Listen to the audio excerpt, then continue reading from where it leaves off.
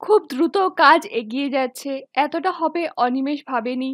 যারা এর আগে কখনো রাজনীতির সঙ্গে সামান্যও যুক্ত ছিল না, তারাও আসতে শুরু করেছে।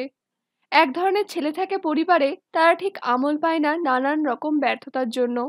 কিন্তু তাদের মধ্যে একটা অ্যাডভেঞ্চার প্রিয় মন আছে, সেই মনই তাদের টেনে আনছে। আগে হলে অনিমেষ এ নিয়ে সূক্ষ্ম বিচারে বসতো, এরকম উচ্ছ্বাসকেই হাউই বলে বাতিল করত। কিন্তু এখন মনে হচ্ছে অনেক সময় মরা মরা বলতে বলতেও তো রাম শব্দটা বেরিয়ে পড়ে। অ্যাডভেঞ্চার করা হোক কিংবা তাৎক্ষণিক উচ্ছ্বাসই হোক, এই করতে গিয়ে যদি কিছু ছেলে সিরিয়াস হয়ে যায়, সেইটাই সবচেয়ে বড় পাওয়া। জুলিয়েনকে সঙ্গে পেয়ে কাজ করতে সুবিধা হচ্ছে। দীর্ঘকাল এদিকে ইউনিয়ন করায় ডুয়ার্সের চা বাগানগুলোতে জুলিয়েন বেশ পরিচিত। চা শিল্পের সঙ্গে যারা জড়িত, হপ্তায় বা মাসের মাইনেতে যাদের সংসার চলে, তাদের জুলিয়েন সরিয়ে রাখছিলেন। বলছিলেন, এইসব মানুষ খুব সুখে নেই, কিন্তু নিশ্চিত আয় থেকে সরে আসার ঝুঁকি কেউ নেবে না। বরং চা বাগানে যারা নানান কাজে অবাঞ্ছিত, তাদের সঙ্গে যোগাযোগ করা দরকার। বাঙালিদের সম্পর্কে ইতিমধ্যেই অনিমেষের এক ধরনের বিরক্তি এসে গেছে। তারা যেন নেতা হতেই জন্মেছেন। দলে যে কজন এসেছেন তারা শুধু নানান ধরনের যুক্তি তুলে জ্ঞান দিতে চান। কাজ করার খুব উদ্যম তাদের মধ্যে দেখা যায় না। বরং দলের মধ্যে একটা উপদল গঠন করার ব্যাপারে বেশ তৎপরতা চোখে পড়ে। শিলিগুড়ির সঙ্গে অনিমেষের নিয়মিত যোগাযোগ আছে, প্রায় তাকে যেতে হচ্ছে সেখানে। বড় বড় নেতাদের সঙ্গে আলাপ হয়েছে। এদিকে নির্বাচন এগিয়ে এসেছে, বিভিন্ন পার্টি থেকে প্রচার শুরু করার আয়োজন চলছে। অনিমেষদের দল নির্বাচন বয়কট করার ব্যাপারে দৃঢ় প্রতিজ্ঞ। নির্বাচন বুর্জোয়া ফ্যাসিবাদীদের একটা নতুন ধরনের খেলনা মাত্র, কিংবা এমন একটা মাদকদ্রব্য যা দিয়ে দেশবাসীকে 5 বছরের জন্য বুঁদ করে রেখে দেওয়া যায়। অবশ্য নির্বাচনকে প্রতিরোধ করার কোনো নির্দেশ এখনো পর্যন্ত পার্টি থেকে আসেনি। এই যে প্রস্তুতি চলছে, সেটা আর এখন আর গোপন নেই। বিভিন্ন পার্টি থেকে তাদের হঠকারী, উগ্রপন্থী ইত্যাদি বিশেষণ দেয়া হলেও সরাসরি সংঘর্ষে এখনো এরা লিপ্ত হয়নি। কিন্তু হাওয়া গরম হয়ে উঠছে দ্রুত। অনিমেষের আশঙ্কা, পুলিশের আগে তাদের হয়তো অন্য পার্টিগুলোর সঙ্গে লড়তে হবে। সংগঠন যতই জোরদার হচ্ছে, অন্য পার্টিগুলো ততই নিজেদের অস্তিত্ব বিপন্ন বোধ করছে। এই সঙ্গে আরেকটা সমস্যা মাথা চাড়া দিচ্ছে। যেসব ছেলেকে ওরা দলে টানছে, তাদের কোনো কাজ না দিয়ে কতদিন আর চুপচাপ বসিয়ে রাখা যায়? মার্ক্সবাদের ব্যাখ্যা বা গেরিলা যুদ্ধের প্রকরণ শোনার মতন মানসিক ধৈর্য এদের নেই। জোর করে বেশি দিন ধরে রাখা সম্ভব হবে না। শুধু ডুয়ার্স কেন, সারা পশ্চিমবাংলার পার্টিতে এই ধরনের হুলিগান ঢুকছে। নেতাদের বক্তব্য ভাঙচুর, পাথরের টুকরো গড়াতে গড়াতেই মসৃণ হয়। কিন্তু এদের সামলে রাখা যে খুব মুশকিল, তা অনিমেষ হাড়ে হাড়ে টের পাচ্ছে। কিন্তু যে জিনিসটা অনিমেষকে ভীষণ বিচলিত করছিল, তা হলো বিভিন্ন জায়গায় ছোট ছোট দল গঠন করার মধ্যেই তাদের সময় ব্যয় হয়ে যাচ্ছিল। সাধারণ মানুষের সঙ্গে এখনো অবধি কোনো যোগাযোগ করা যায়নি। দেশে বিপ্লব দরকার। কেন দরকার, কিভাবে সেটা সম্ভব, এই সব কথা যাদের বোঝাতে হবে, তাদের কাছে এখনো পৌঁছানো যায়নি তার একটা বড় কারণ যে এতে হিতে বিপরীত হতে পারে। সরাসরি প্রচার করতে গেলে পলিটিক্যাল পার্টিগুলো বাধা দেবে। তাছাড়া সরকারের বিরুদ্ধে কিছু করা যায়, তাই সাধারণ মানুষ নিশ্চয়ই বিশ্বাস করবে না। এবং এই সরকার তো তাদের চেনাশোনা মানুষই চালাচ্ছে। তাদের বিরুদ্ধে লড়াই ব্যাপারে খুব একটা মানসিক জোর পাবে বলে মনে হয় না। লোকাল কমিটির বক্তব্য, স্রোত যদি জোরদার হয় তাহলে জল নিজেকে ধরে রাখতে পারে না। এখনই তাড়াহুড়ো করে বোকামি না করে উপযুক্ত সময়ের জন্য অপেক্ষা করা দরকার। বিপ্লব হলে সাধারণ মানুষ নিজের স্বার্থেই পথে নামবে। হয়তো ঠিক, তবু অনিমেষের অস্বস্তিটা যাচ্ছিল না। জুলিয়ানের উপর সমস্ত ভার দিয়ে অনিমেষ ট্রেনে চাপল। রিজার্ভ বার্থ কিংবা সিট নয়, বারোয়ারি কামরায় উঠল সবার নজর এড়াবার জন্যই। শিলিগুড়ি থেকে অনেকেই যাচ্ছে বোলপুরে। যতটা সম্ভব পরস্পরের থেকে বিচ্ছিন্ন হয়ে যাওয়া, কারণ বোলপুরের মিটিং অত্যন্ত গোপনে হচ্ছে। প্রথমে বসার জায়গা পায়নি অনিমেষ। শেষে একটা বাঙ্কের উপরে বাবু হয়ে বসতে পারলো একসময়। এবং এই ট্রেনের দুলুনিতে হঠাৎ মনে হলো খুব ক্লান্ত লাগছে। এই দিনগুলোই নিঃশ্বাস ফেলার সময় পায়নি। কিন্তু যত দ্রুত ভালো কাজ হয়েছে বলে বোধ হচ্ছিল, ঠিক ততটা কি হয়েছে? এতদিন এখানে রইল, অথচ সেই স্বর্গছেড়া বা জলপাইগুড়ির বাড়িতে যায়নি। প্রথম দিকে এড়িয়েছিল, শেষের দিকে সত্যি আর সময় হয়নি। অনিমেষ খবর পেয়েছে মহিতোষ জেনে গেছেন সে উত্তর বাংলায় আছে। পরিচিত জনেরা নিশ্চয়ই খবরটা পৌঁছে দিয়েছে। স্বর্গ ছেড়া ছাড়া সব জায়গাতেই সে প্রকাশ্যে ঘুরেছে, এতএব তাকে দেখতে পাওয়া অস্বাভাবিক নয়। ঘটনাটা ওকে বিহ্বল করে দেবেই। নিশ্চয়ই ভেবে কোনো কিনারা করে উঠতে পারবেন না। যারা খবর দিয়েছে তারা নিশ্চয়ই তার রাজনৈতিক ক্রিয়াকলাপের কথাও জানিয়েছে। বাবার জন্য অনিমেষের খারাপ লাগছিল। বাধা লাইনে তাকে ঘিরে যে আশা উনি করেছিলেন সেটা পূর্ণ করা সম্ভব হলো না। কি প্রতিক্রিয়া হতে পারে ওর? অনিমেষ এ নিয়ে ভেবেছে। প্রথমেই নিশ্চয়ই খুব ক্ষিপ্ত হয়ে উঠবেন, তারপর একসময় নির্লিপ্ত হয়ে কোনো সম্পর্ক না রাখার জন্য ছোটমাকে হুকুম করবেন। হয়তো জ্যাঠামশাইকে দাদু যেভাবে ত্যায্যপুত্র করেছিলেন সেইভাবে তার সঙ্গে সম্পর্ক ছিন্ন করবেন। অনিমেষ জানে সে গিয়ে সামনে দাঁড়িয়ে বুঝিয়ে বললে তা মহিতোষের কাছে আরো দুঃখজনক হবে। বরং তার নিজের কথা লিখে সে বাবাকে একটা চিঠি দেবে। পাশাপাশি শরীরশেখরের মুখ মনে পড়ল অনিমেষের, কিন্তু অস্বস্তি হয় না। সে যে সব ছেড়ে ছুড়ে সক্রিয় রাজনীতির অনিশ্চয়তায় ঝাঁপিয়ে পড়ছে, এই খবর মোটেই শরীরশেখরকে চিন্তিত করবে না। একটা মানুষ দীর্ঘ জীবনযাপন করে শেষ পর্যন্ত কি লাভ করে তা শরীরশেখরের চেয়ে কেউ বেশি জানে না। অনিমেষ এই রাতের ট্রেনে একা একা যেতে যেতে শুধু একজনের জন্য অস্বস্তি অনুভব করছিল। মাধবীলতা তাকে ভালোবাসে এবং তার মূল্য দিতে একটুও পিছুপা নয়। অথচ অনিমেষ যে রাজনীতি করে তার ছায়ায় সে পা রাখছে না। অনিমেষের সঙ্গে জড়িয়েও সে আড়ালে আড়ালে থাকছে। একটি মানুষকে নিঃশর্তে ভালোবেসে মাধবীলতারা সারা জীবন অপেক্ষা করতে পারে। তার কাজকর্মের সঙ্গে নিজের মানসিক সংযোগ না থাকলেও তা নিয়ে বিরক্তি করে না। কিন্তু উত্তর বাংলায় দিনরাত এই অনিশ্চিত উত্তেজনায় কাটিয়ে আজ অনিমেষের মনে হচ্ছিল মাধবীলতাকে মুক্তি দেওয়া দরকার। এভাবে সে যদি তার জন্য অপেক্ষা করে তাহলে নিজেকে কেমন যেন ছোট মনে হয়। একজন আমার মুখ চেয়ে রয়েছে অথচ আমি তার জন্য কিছুই করতে পারছি না, এই বোধ তাকে কিছুতেই শান্তি দিচ্ছিল না। মাধবীলতাকে কখনো বিয়ে করতে পারবে কিনা তা সে জানে না। শুধু শুধু মেয়েটাকে কষ্ট দিয়ে কি লাভ? অনিমেষ জানে, ভালো করে বুঝিয়ে বললেও মাধবীলতার কোনো পরিবর্তন হবে না। ও সেই দলের মেয়ে নয় যারা প্রেমিক অক্ষম বুঝলেই সুরসুর করে বাবার আশ্রয়ে ফিরে গিয়ে অন্য কোথাও বিয়ে করে সংসারী হবে। মুশকিলটা এইখানেই। তবু অনিমেষ মনে মনে ঠিক করলো এবার সে সরাসরি মাধবীলতাকে নিষেধ করবে তার জন্য অপেক্ষা করতে। প্রয়োজনে কঠোর হতে হবে। অন্তত এই নরম মনের মেয়েটাকে বাঁচানোর জন্য তাকে রূঢ় ব্যবহার করতে হবে। এছাড়া তার নিজেরও মুক্তি নেই। রামপুরহাট ছাড়তেই ট্রেনে প্রচণ্ড ভিড় বাড়ল। পৌষ মেলার জন্য সবাই বোলপুর যাচ্ছে। আগে কখনো বোলপুরে সে যায়নি। পৌষ মেলার কথা কাগজেই পড়েছে। বোলপুর স্টেশনের চেহারা দেখে ওর মনে হলো এখানে সভা করে একদিকে ভালোই হয়েছে।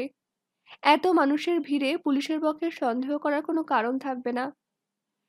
মেলার মানুষের জঙ্গলে তারা স্বচ্ছন্দে লুকিয়ে থাকতে পারবে। শিলিগুড়ির খবর অনুযায়ী রাত 10টায় বোলপুর ছাড়িয়ে একটু এগিয়ে গোয়ালপাড়া বলে একটা গ্রামে তাকে যেতে হবে। সেখানে গ্রামের ভাটিখানার পাশ দিয়ে নদীর দিকে একটু এগোলে বাঁ হাতের 4 নম্বর বাড়িটা আলোচনার জন্য নির্দিষ্ট করা হয়েছে।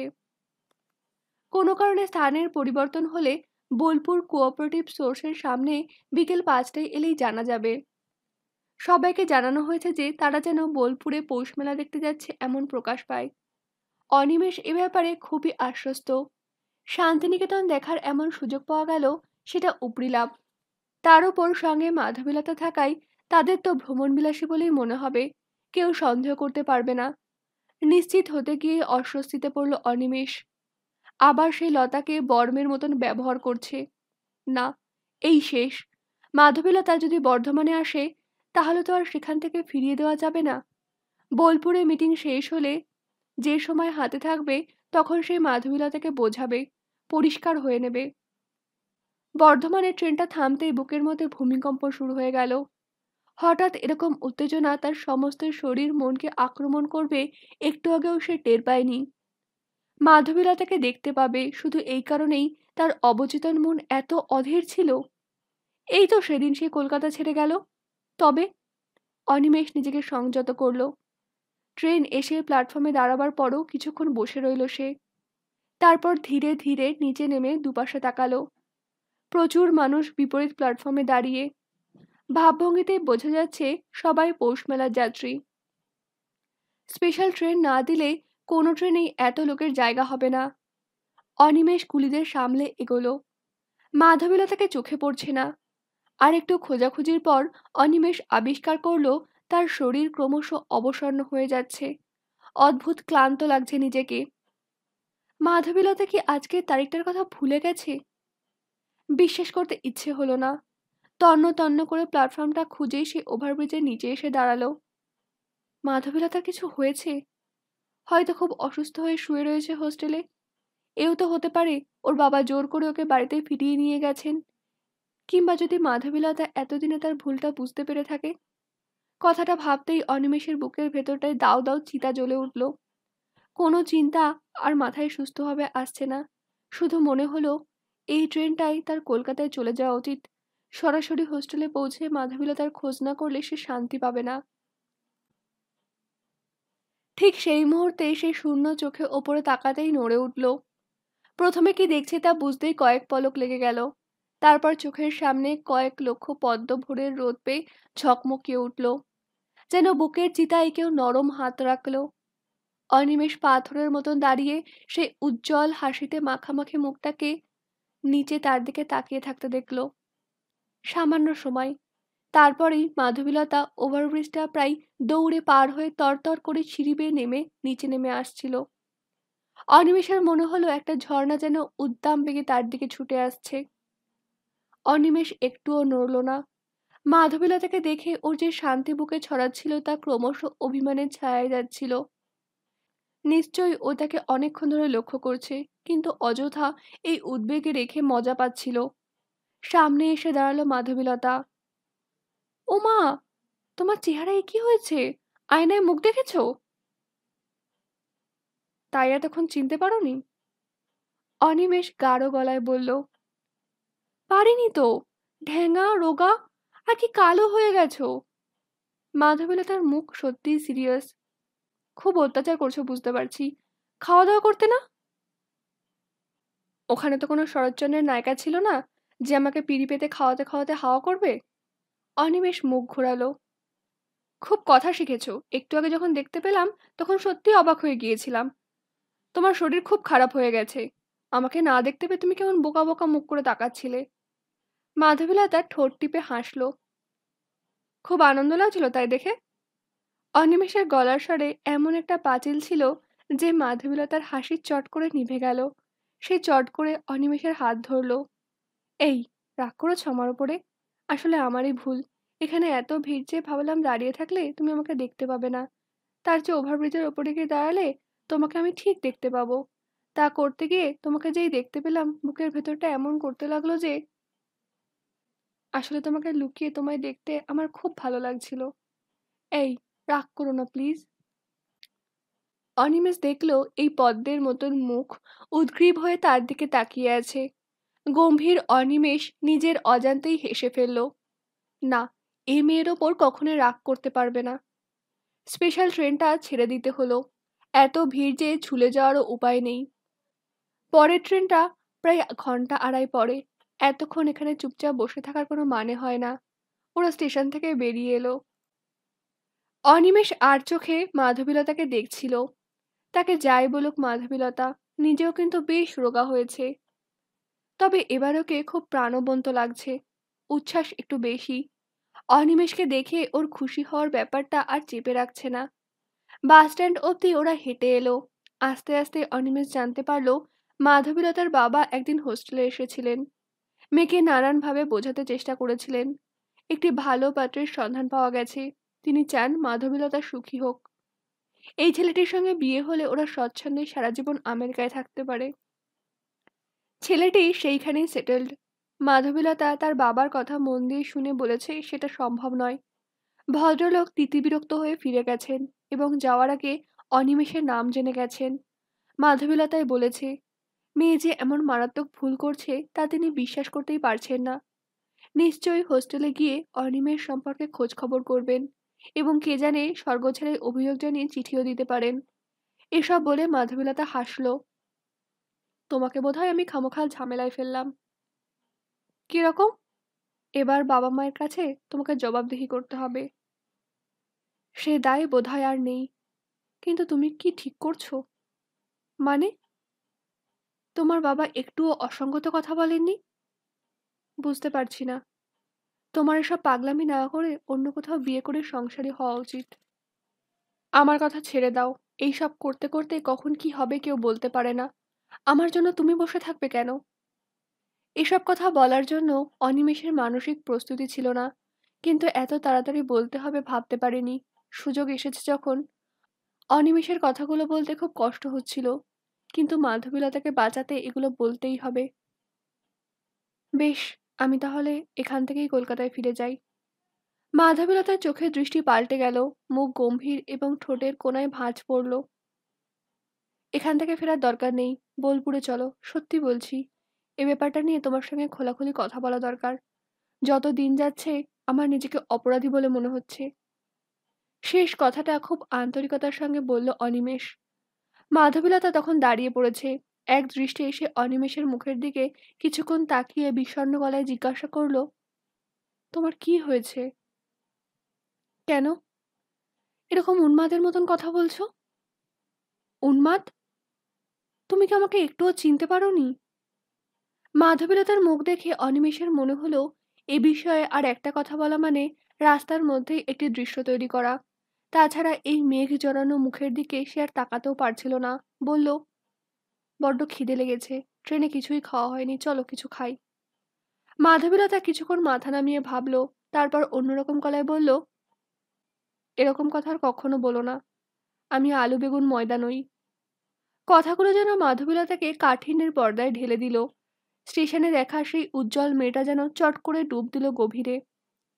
অনিমেষ আর এ ব্যাপারে কথা বলতে সাহস পেল না। বাস স্ট্যান্ডেও প্রচুর ভিড়। ছাদে লোক বসেছে। ডবল ভাড়ায় ট্যাক্সি ছুটছে। সেদিকে তাকিয়ে মাধবীলতা বলল, এদিকে এসো। মাধবীলতা উত্তরের অপেক্ষা না করে এগিয়ে যেতেই অনিমেষ অনুসরণ করল। পাশের একটা মিষ্টির দোকানে ঢুকে একগাদা খাবারের হুকুম দিল মাধবীলতা।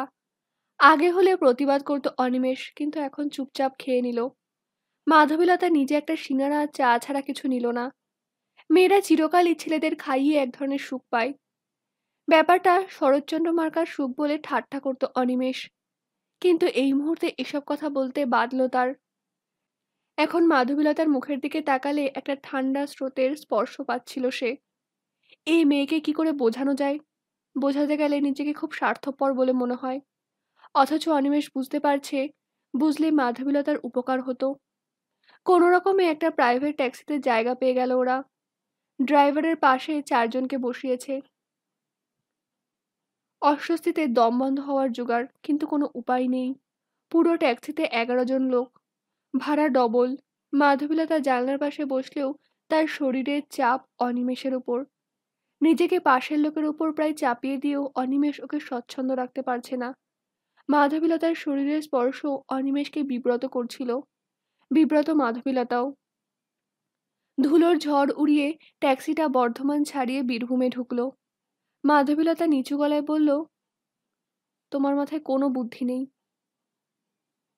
সে তো জানা কথায়, কিন্তু হঠাৎ মনে পড়লো কেন? আমি যদি সরাসরি বোলপুরে গিয়ে নামতাম আর তুমি যদি এতদূর এগিয়ে না আসতে, তাহলে এত ঝামেলা পোয়াতে হতো না। সাবধানের মার নেই বলে একটা কথা আছে। তোমার আবার তো সপ্তাহতেই বাড়াবাড়ি, পুলিশ যেন তোমাকেই খুঁজে বেড়াচ্ছে। মাধবীলতা ঝাঁঝালো গলায় জবাব দিল। ট্যাক্সির ভেতর খুব গুলতানি চলছে। সহযাত্রীরা সব কলকাতা থেকে আসছে। ওদের কথাবার্তা শুনতে শুনতে অনিমেষের খেয়াল হলো আজ রাত্রে কোথায় থাকবে তাই ঠিক হয়নি। সারা রাত মাধবীলতাকে নিয়ে মাঠে দাঁড়িয়ে থাকা যায় না।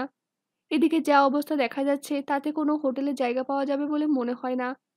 কথাটা মাথায় ঢোকা মাত্র অনিমেষের অস্বস্তি শুরু হলো। একা থাকলে সবকিছু ম্যানেজ করা যায়, কিন্তু একজন মহিলাকে নিয়ে তা তো সম্ভব নয়। তাছাড়া আরেকটা সমস্যার কথা তার খেয়ালে আসেনি। হোটেলে যদি একটা ঘরও পাওয়া যায়, তাহলে মাধবীলতার সঙ্গে এক ঘরে রাত্রে থাকাটা কিভাবে সম্ভব? না, ব্যক্তিগত সংকোচ নেই, নিজের ওপর আস্থা আছে তার। কিন্তু মাধবীলতা নিজে কিভাবে নেবে ব্যাপারটা? ওরকম গভীর মনের মেয়ে এই ব্যবস্থাকে মেনে নিতে কি পারবে? হঠাৎ ওর মনে হলো মাধবীলতাকে এখানে আসতে বলেই সে ভুল করেছে। আগে থেকে ভেবে কোনো কাজ করছে না বলেই শেষমেশ ঝামেলায় পড়ছে সে। বোলপুরে মাটিতে নামতেই মেলার গন্ধ পাওয়া গেল। প্রধানমন্ত্রী আজ নাকি ভাষণ টাষণ দিয়ে গেছেন। স্বাভাবিকভাবেই পুলিশের তৎপরতা এখন বেশি হবে। আর মাধবীলতা বাস স্ট্যান্ড ছাড়িয়ে একটু দূরে দাঁড়িয়ে চারিদিকে চোখ রাখছিল। রোদের তেমন তেজ নেই এখন, কিন্তু এই মুহূর্তে ভালো করে স্নান সেরে খেতে ইচ্ছে করছে। মাধবীলতা বলল, মেলা তো রাত্রিরে। হ্যাঁ, এখন তো কোথাও গিয়ে উঠতে হবে, চলো দেখি।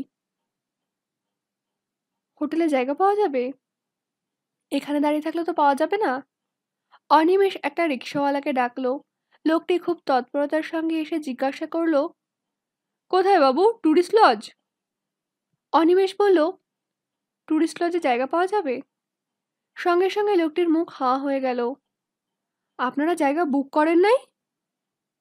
না, হঠাৎই এসে পড়লাম তাই। এখানে বাবু মাছি ঢোকার জায়গা নেই কোথাও। ট্যুরিস্ট লজ, হোটেল, বোর্ডিং সবখানে লাইন দিয়ে লোক বসে আছে, কোথাও চান্স নেই। অনিমেষ মাধবীলতার দিকে তাকালো। অবস্থা খুব খারাপ। মাধবীলতা একটু এগিয়ে এলো। আচ্ছা ভাই, এসেছি যখন তখন কোথাও থাকতে তো হবেই। তুমি এখানকার লোক, একটা জায়গার কথা বলো না। রিক্সাওয়ালার কপালে ভাঁজ পড়ল। না দিদি, ভদ্রলোকের থাকার জায়গা নেই।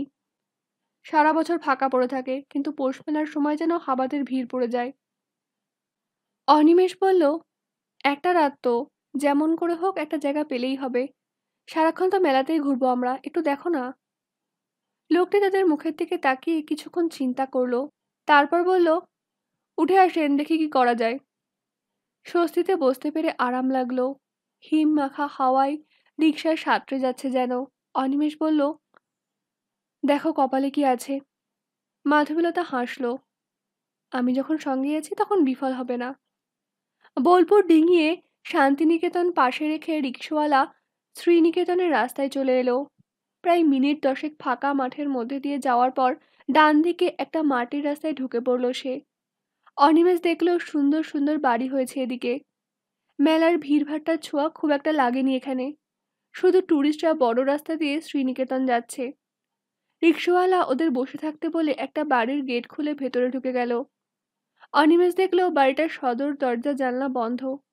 প্রথম দর্শনেই বোঝা যায় যে এখানে লোকজন থাকে না।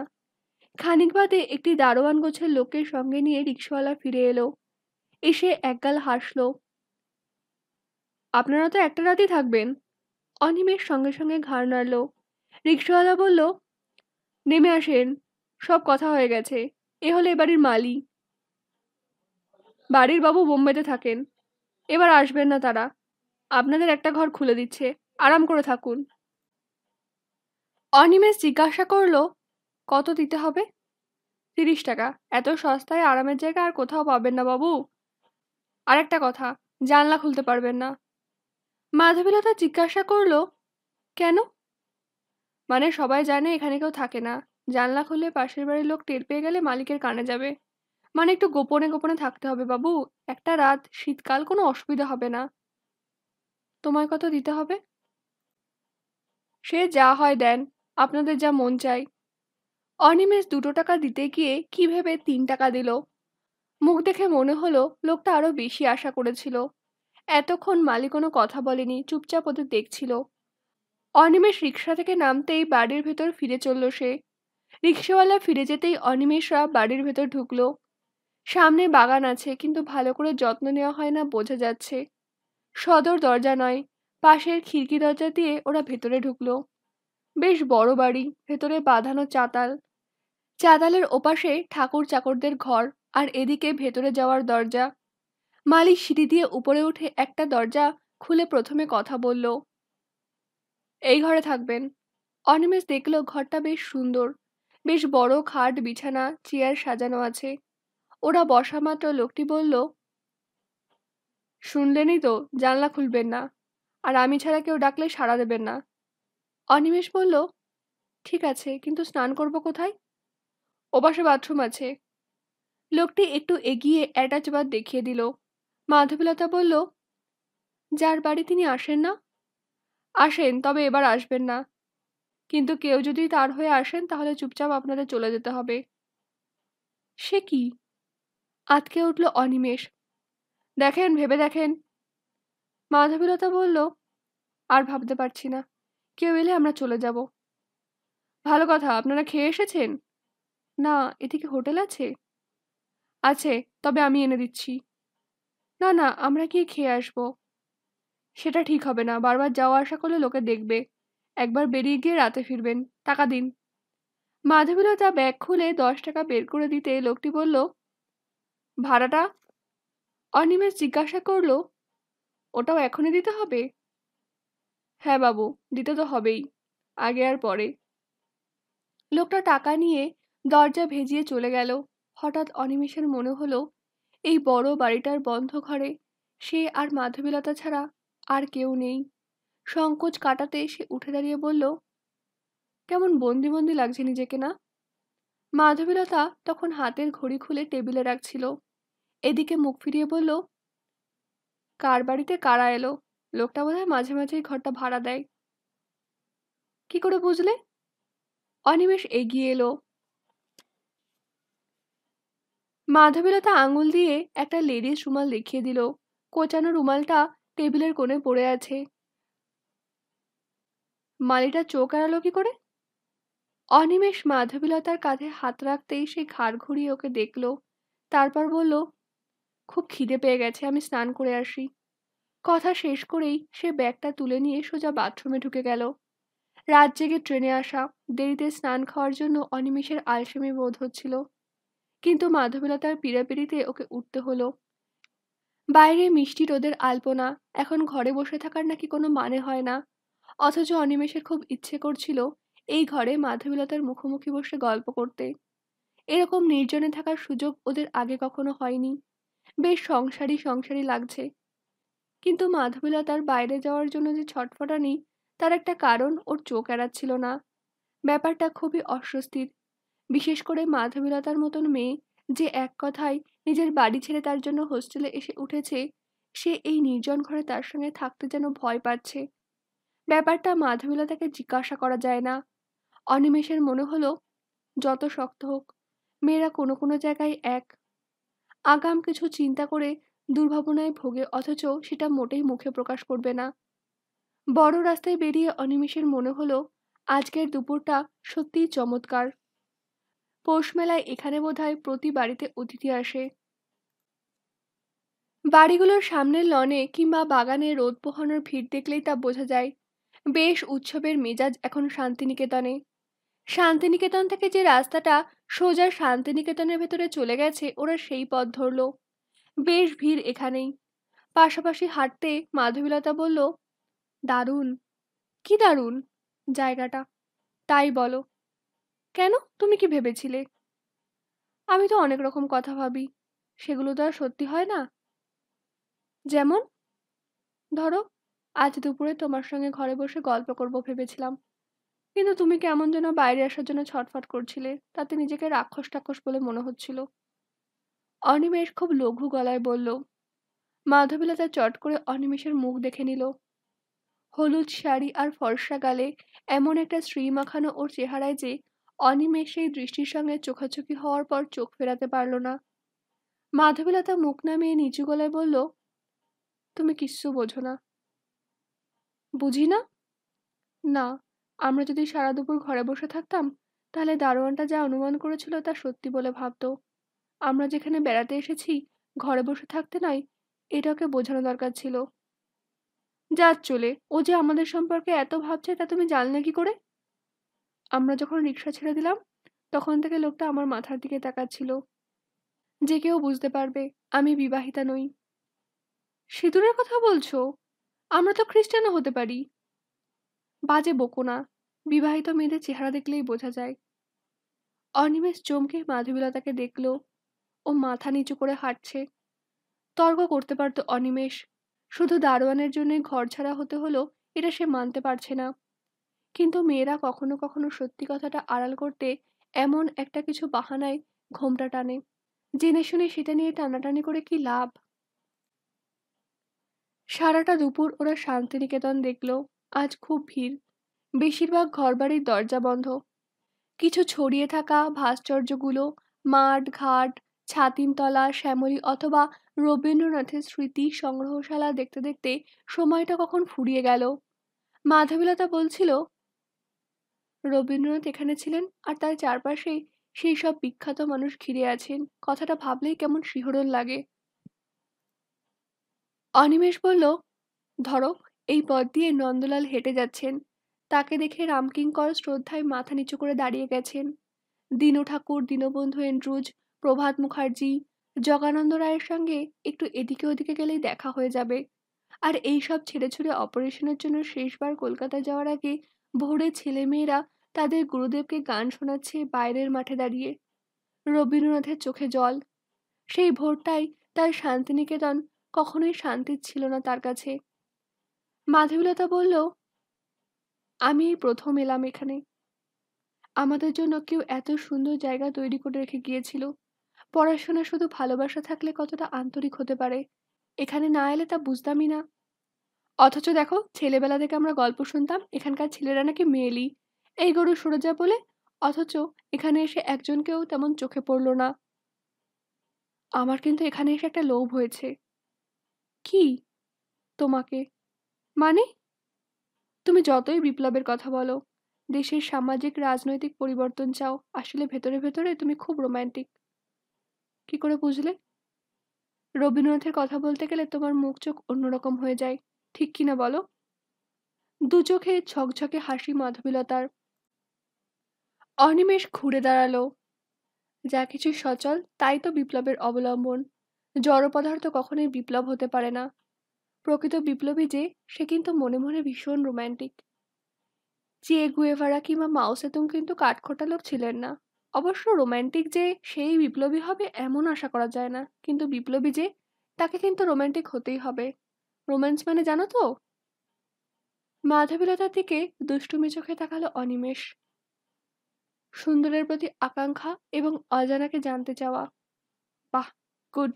এরকম সুন্দরী মহিলাকে যখন জানতে চেয়েছি, তখন অবশ্যই আমাকে রোম্যান্টিক বলা যায়। আমি মোটেই সুন্দরী নই। আর তোমাদের জানার আগ্রহটা একবার মিটে গেলেই তো প্রয়োজন ফুরিয়ে গেল। সেটা যাকে জানতে চাচ্ছি তার বিশালতার ওপর নির্ভর করে। মাধবীলতা ভ্রুকুটি করল। তারপর হাতে রাখা শালটা খুলে শরীরে জড়িয়ে নিল। এখন বেশ ঠান্ডা ঠান্ডা ভাব বাতাসে। বিকেল ফুরিয়ে আসছে। সারা দুপুর ধুলো মেখে শরীর বেশ ক্লান্ত। কাছাকাছি কোনো রেস্টুরেন্ট চোখে পড়ছিল না যে সেখানে গিয়ে চা খাওয়া যায়। কোঅপারেটিভের সামনের মাঠটা বাসে বাসে ভর্তি। সারা বাংলা ছাপমারা বাসগুলো মেলার যাত্রী নামিয়ে এখানে জিরোচ্ছে। অনিমেষেরা কোঅপারেটিভের সামনে এসে দাঁড়াতেই আলো জ্বলে উঠল। তেরাস্তার মোড় এটা। কোনো খবর থাকলে এই সময়ই এখানে সেটা পাওয়ার কথা। মাধবীলতা জিজ্ঞাসা করলো, এখানে দাঁড়িয়ে কি করছো, চলো মেলায় যাই। অনিমেষ বলল, মেলা তো সারা রাত ধরেই চলবে, একটু জিরিয়ে যাই, পা ব্যথা করছে। বাপ্পা, এইটুকু হেঁটেই পা ব্যথা? তাহলে চলো কোথাও বসি। অনিমেষ এখন এই জায়গা ছেড়ে যেতে রাজি নয়। অথচ সে কথা মাধবীলতাকে বলাও যাচ্ছে না। মাধবীলতা ওর মুখের দিকে তাকিয়ে কি বুঝলো কে জানে, আর মেলায় যাওয়ার কথা তুলল না। অনিমেষ দেখছিল স্রোত বয়ে যাচ্ছে রাস্তায়। এত মানুষের ভিড়, রিকশার আওয়াজ ক্রমশ বিরক্তিকর হয়ে উঠছে। প্রায় মিনিট ২০ দাঁড়ানোর পর অনিমেষের মনে হলো সব ঠিকঠাকই আছে, না হলে কেউ না কেউ এতক্ষণে এসে যেত। গোয়ালপাড়া এখান থেকে কতদূর কে জানে। মাধবীলতার সামনে খোঁজখবর নিতে বাধছে। আবার এই ব্যাপারটা মাধবীলতাকে লুকিয়ে করতেও সংকোচ হচ্ছে ওর। সে বলল, চলো এবার মেলার দিকে যাওয়া যাক। ভিড় বাঁচিয়ে পাশে হাঁটছিল মাধবীলতা। হঠাৎ বলল, তোমার কোনো কাজে বাধা দিইনি আমি। বলতেই তো পারতে এখানে দাঁড়ানোটা তোমার একটা কোনো কাজের মধ্যে পড়ে। অনিমেষ কিছু বলতে গিয়েও চুপ করে গেল। ও দেখল কথাটা বলার পর তার উত্তর শোনার আগ্রহ মাধবীলতার মুখে নেই। সে চারপাশের বাগান, লোকজন আগ্রহ নিয়ে দেখছে। মেলার মাঠ যত এগিয়ে আসছে তত শব্দ বাড়ছে, মাইক বাজছে। জমজমাট ভিড় আর অজস্র দোকানের আলো মানুষদের চুম্বকের মতন টানছে। সেদিকে তাকিয়ে একটা চিন্তা বিদ্যুৎ চমকের মতো অনিমেষের মাথায় ঝলসে উঠল। আজ রাত্রে ওদের যে গোপন মিটিং হচ্ছে সেখানে মাধবীলতাকে নিয়ে যাওয়ার প্রশ্ন ওঠে না। তাহলে এই সময়টা মাধবীলতা কোথায় থাকবে? মিটিং কতক্ষণ চলবে আগে থেকে বলা যাচ্ছে না। মাধবীলতা অবশ্য জানে অনিমেষ গোপন মিটিংয়ে যোগ দিতে শান্তিনিকেতনে এসেছে, কিন্তু সে বিষয়ে কোনো আলোচনা করেনি, ঔৎসুক্য দেখায়নি। এই রাত্রিরে একা যুবতী মেয়েকে রেখে যাওয়াটা অত্যন্ত দায়িত্বহীন ব্যাপার হবে অনিমেষ বুঝতে পারছিল। অবশ্য তাড়াতাড়ি খেয়ে দিয়ে বাড়ি ফিরে গিয়ে মাধবীলতাকে ঘরের দরজা বন্ধ করে থাকতে বলে সে মিটিংয়ে যেতে পারে। একা থাকার ঝুঁকি একা থাকার ঝুঁকি থাকছে বটে, কিন্তু ঘরের দরজা বন্ধ থাকলে তবু কিছুটা নিশ্চিন্ত হওয়া যায়। মেলায় ঢুকে একটা চায়ের দোকানের সামনে দাঁড়িয়ে পড়ল মাধবীলতা। তেষ্টা পেয়েছিল। ওরা ২ কাপ চা নিয়ে পাশাপাশি দাঁড়িয়ে খাচ্ছে এমন সময় খুব চাপা গলায় নিজের নামটা শুনতে পেল অনিমেষ। ব্যাপারটা এত আকস্মিক যে হাতের কাপের চা চলকে উঠল। অনিমেষ মুখ ঘুরিয়ে দেখল ওর ঠিক পাশেই একটি লোক দাঁড়িয়ে আছে। আলোয়ানে মোড়া শরীর এবং মাথার ফাঁক দিয়ে শুধু একগাল দাড়ি আর চোখ দেখা যাচ্ছে। এক মুহূর্ত কিন্তু অনিমেষ চিনতে পারল। অনিমেষ বলল, বলো। সুভাষদা বলল, তোমার এভাবে ঘুরে বেড়ানোটা ঠিক হচ্ছে না। কেন? বোলপুর স্টেশনে আমাদের ২ জন ছেলেকে পুলিশ ধরেছে। মেলা থেকে তাড়াতাড়ি বেরিয়ে যাও। সুভাষদা আজ যেন নিজের মনেই কথা বলছিল। অনিমেষ আর চোখে মাধবীলতার দিকে তাকালো। চা খেতে খেতে মাধবীলতা এর মধ্যে একটু দূরে সরে দাঁড়িয়েছে, দৃষ্টি অন্যদিকে। বুঝতে অসুবিধা হলো না যে সে অনিমেষের সঙ্গে সুভাষদার কথাবার্তায় অসুবিধে না হওয়ার জন্য এরকম ভঙ্গি করছে। অনিমেষ জিজ্ঞাসা করলো, আমাদের মিটিং হচ্ছে তো? সুভাষদা বলল, হ্যাঁ, কারণ যারা ধরা পড়েছে তারা জানতো না কোথায় মিটিং হবে। ঠিক সময়ে নির্দেশ পাবে জেনে এসেছিল। মেয়েটিকে আমার আত্মীয়। কথাটা আচমকা মুখে এসে গেল অনিমেষের। বিশ্বাস করা যায়?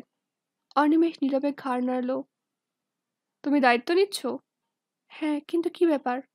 সুভাষদা আলোয়ারের নিচ থেকে একটা ছোট্ট প্যাকেট বের করে অনিমেষের হাতে দিয়ে দিল। এটা ওর কাছে রাখতে বলো, সাবধানে। কি আছে এতে? এমন কিছু যার সঙ্গে থাকলে আমার বিপদ হবে। মনে হচ্ছে আমি খুব সেফ নই। তোমরা কোথায় উঠেছ? একটা বাড়িতে। ওকে সেখানে ফিরে যেতে বলো। মিটিংয়ের পর আমি গিয়ে জিনিসটা ফেরত নিয়ে নেব। তোমরা আর দাঁড়িও না। কথাটা শেষ করেই সুভাষদা চোখের পলকে ভিড়ের মধ্যে মিশে গেল। মাধবীলতা চায়ের দাম দিয়ে অনিমেষের দিকে ফিরতেই সে খালি কাপটা নামিয়ে রেখে প্যাকেটটা এগিয়ে ধরল। সামান্য ভ্রুকুটি, কিন্তু মাধবীলতা ওটাকে নিয়ে ওর দিকে এগোলো। অনিমেষ বলল, কি আছে জানি না, তবে খুব গোপনে রাখতে হবে। তুমি রাখতে পারবে? মাধবীলতা বলল, না পারলে কি করবে? আমি রাখবো জেনেই তো তুমি প্যাকেটটা নিয়েছিলে। অনিমেষ বলল, আমি তোমাকে জড়াতে চাইনি, কিন্তু ঠিক আছে, কথা বাড়িও না। মাধবীলতা প্যাকেটটা কাপড়ের আড়ালে এমনভাবে চালান করে দিল যে অনিমেষ স্বস্তি পেল। এক মুহূর্ত মেলার দিকে তাকিয়ে অনিমেষ বলল, আমার পক্ষে মেলায় ঘোরা ঠিক হবে না। তুমি কি করবে? আমি একা একা ঘুরতে পারবো না। ভালো লাগে একা একা ঘুরতে। তাহলে? তোমার মিটিং কটায়? দেরি আছে। তাহলে চলো বাড়িতে ফিরে যাই। এখন বাড়িতে ফিরে কি করবে? গল্প করব, মুখোমুখি বসে। মুখ টিপে হাসল মাধবীলতা। আমি যখন বেরিয়ে আসবো তখন তুমি একা থাকতে পারবে? কি আশ্চর্য! ঘরটা তো দরজা জানলা আছে। আর সেটাই খোলা আকাশের চেয়ে নিশ্চয়ই বেটার, তাই না? খারাপ লাগছিল মেলা ছেড়ে যেতে, কিন্তু প্যাকেটের ভেতরে কি আছে না জেনে এভাবে ঘুরে বেড়ানোর ঝুঁকি নেওয়া মানে হয় না। একটা খালি রিকশা দেখতে পেয়ে অনিমেষ ডাকলো। মাধবীলতা প্রতিবাদ করতে গিয়ে কি ভেবে চুপ করে গেল। বিপরীতমুখী ভিড় ঠেলে ওরা যাচ্ছিল। রিকশায় ওঠার পর যেন ঠান্ডাটা আরো বেড়ে গেল। অনিমেষের শীতবস্ত্র এই ঠান্ডার পক্ষে মানানসই নয়। উত্তর বাংলায় যা গায়ে দেওয়া যায় তা এখানে বয়ে আনার কথা মনে ছিল না। মাধবীলতার গায়ে চাদর আছে, কিন্তু বোধহয় মেয়েদের শীতবোধ একটু কম। রিকশাটা বড় রাস্তায় ছেড়ে দিয়ে ওরা কাঁচা পথটায় হেঁটে আসছিল। দুপাশের বাড়িগুলোর আলো জানলা দরজা বন্ধ থাকায় বাইরে আসছে না। ওরা গেট সরিয়ে বাগানে ঢুকলো। অন্ধকার ঝুপসি হয়ে রয়েছে বিরাট বাড়িটায়। কোনো মানুষ আছে কিনা টের পাওয়া যাচ্ছে না।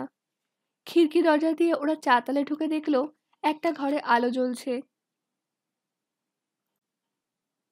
ওদের শব্দ পেয়ে দারোয়ান মুখ বের করে বলল, ও আপনারা এত তাড়াতাড়ি ফিরে এলেন যে? অনিমেষ বলল, রাত্রিরে আবার বের হবো তাই একটু বিশ্রাম নিতে এলাম। খাওয়া দাওয়া কোথায় করবেন?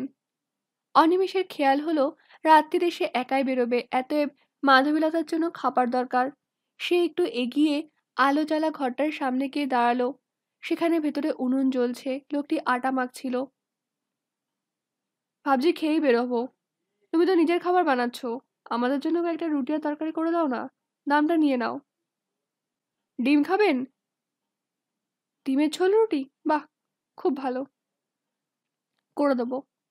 টাকাটা এখন নেবে? থাক, খেয়েই না হয় দেবেন। লোকটি ওদের পেছন পেছন ঘর অব্দি এলো। দরজাটা ভেজানো ছিল। অনিমেষ সেটা খুলে দেখলো টেবিলে একটা হ্যারিকেন জ্বলছে। দারোয়ান বলল, বিজলি আলো জ্বালবেন না বাবু, লোকে টের পাবে। একটু বিরক্ত হলেও অনিমেষ বলল, ঠিক আছে। দরজা ভেজিয়ে লোকটি বিদায় হলে অনিমেষ বলল, কেমন চোর চোর লাগছে নিজেকে, এভাবে মাথা নিচু করে থাকতে ভালো লাগছে না। উপায় না থাকলে কি আর করা যাবে? কত লোক বাচ্চা কাচ্চা নিয়ে এই শীতে খোলা মাঠে দাঁড়িয়ে আছে, তাদের কথা ভাবো তো। মাধবীলতা গায়ের চাদর খুলে প্যাকেটটা হাতে নিয়ে চিন্তা করছিল। তারপর কি ভেবে সেটাকে একটা আলমারির মাথায় রেখে দিল। ব্যবস্থা না করে যারা আসে তাদের তো ভুগতে হবেই। অনিমেষ এগিয়ে গিয়ে হ্যারিকেনের পোলতেটা বাড়িয়ে দিতে গিয়ে দেখলো সেটা কাজ করছে না। ঘরের মধ্যে কেমন একটা ভুতুড়ে আলো ম্যারম্যার করছে। মাধবীলতা বলল, আমরা কি ব্যবস্থা করে এসেছিলাম?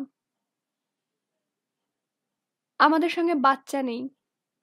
নেই বলে হেসে ফেলল মাধবীলতা। অনিমেষ ভ্রুকুচকে তাকিয়ে শেষ পর্যন্ত হেসে ফেলল। ইয়ার্কি হচ্ছে? ইয়ার্কি কেন? তোমার মতন বৃদ্ধ রাশভারী মানুষের সঙ্গে ইয়ার্কি মারতে পারি? মাধবীলতা খাটের উপর গুছিয়ে বসল। অনিমেষ বলল, আমি বৃদ্ধ রাশভারী? তা নয় তো কি, ইউনিভার্সিটিতে পড়া একটা ছেলে সবসময় গোমরা মুখ করে থাকবে, যেন পৃথিবীর সব দুশ্চিন্তা তার মাথায়। চমৎকার। কথাটাই প্রথম কেউ আমাকে বলল। তোমার দুর্ভাগ্য। হঠাৎ এ কথা মনে হচ্ছে কেন? হঠাৎ নয়, আজ অবধি আমাকে নিয়ে তুমি কোনো সিনেমা দেখতে যাওনি। এই বয়সী ছেলেরা সত্যজিৎ রায়, মৃণাল সেন নিয়ে আলোচনা করে, সমরেশ বসুর বিবর নিয়ে তর্ক করে। তুমি করো না। তোমার ব্যবহার একটু অ্যাবনর্মাল না? কথাটা অনিমেষের মাথায় কখনো আসেনি। সেই মাধবীলতার প্রতিবাদ করল না, হেসে বলল, কি হয়েছে তোমার? কিছু নয়। এগুলো করছো না বলে আমার অবশ্য বিন্দুমাত্র আপত্তি নেই। মাধবীলতা হাসবার চেষ্টা করলো। অনিমেষ এগিয়ে গিয়ে বিছানায় বসে মাধবীলতার মাথায় হাত রাখলো। আমার সঙ্গে ঝগড়া করছো কেন? ঝগড়া? কই না তো। তাহলে এত কড়া কথা শোনাচ্ছ যে? সবাই তো একরকম হতে পারে না। একরকম হওয়ার কথা আমি বলিনি। প্রায় অজান্তেই অনিমেষ মাধবীলতার মাথায় হাত দিয়েছিল। মাধবীলতার মুখ এখন গম্ভীর, অথচ ছেলে মানুষের কতগুলো রেখা সেই মুখে অদ্ভুত মায়ায় খেলা করছে।